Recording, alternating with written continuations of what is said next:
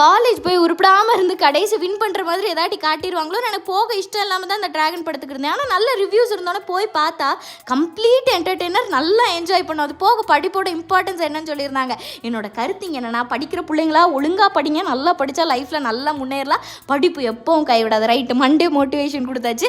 அப்புறம் காலையில் எனக்கு மை போடணுன்னு இருந்தால் காந்த கண்ணழகியாக மாறலான்னு பார்த்தா கண்ணீர் அழகியாக தான் மாறினேன். எப்படி தான் மையெல்லாம் போடுதாங்களோ, ஃபஸ்ட்டு பொட்டு வச்சு அது ரொம்ப பெருசாக இருக்குன்னு சின்னதாக வச்சுட்டேன். இதை பார்த்தாங்கன்னா என் பெரியம்மா ரொம்ப சந்தோஷப்படுவாங்க, பொட்டு வச்சிருக்காளேன்னு. ஆனால் ஃபஸ்ட்டு வச்சதே சின்ன பொட்டு தானடி அப்படின்னு சொல்லி 2 கிளியும் சேர்த்து விழுகும். பட் இந்த லுக் எனக்கு இன்றைக்கி ரொம்ப பிடிச்சிருந்துச்சு. ஸோ கோயில்லாம் போயிட்டு ப்ரே பண்ணிட்டு காலையில் 5 மணியில் இருந்தே இல்லையான்றவங்க கோயில் போகலான்னு எழுப்பிட்டே இருந்த காரணம் எனக்கு அப்போ புரியல. வந்து பொங்கல் 2 பொங்கலை சாப்பிடும்போது அந்த மூஞ்சில் இருந்த மகிழ்ச்சியை பார்த்த உடனே தான் புரிஞ்சு போச்சு எதுக்கு காலையிலே எழுப்புனாங்கன்னு சொல்லிட்டு. அப்புறம் மீனெல்லாம் வாங்கிட்டு வந்து நேற்றே ஆந்திரா மிஸ் அது இதுன்னு ஏகப்பட்டது பண்ணியாச்சு. அதை எல்லாத்தையும் காலி பண்ண வேறு யார் பண்ணுறது? அதனால் அதையே சூடு பண்ணி 2 மீனையும் பொறிச்சு அன்னைக்கு நாளில் சிறப்பாக முடிச்சாச்சு.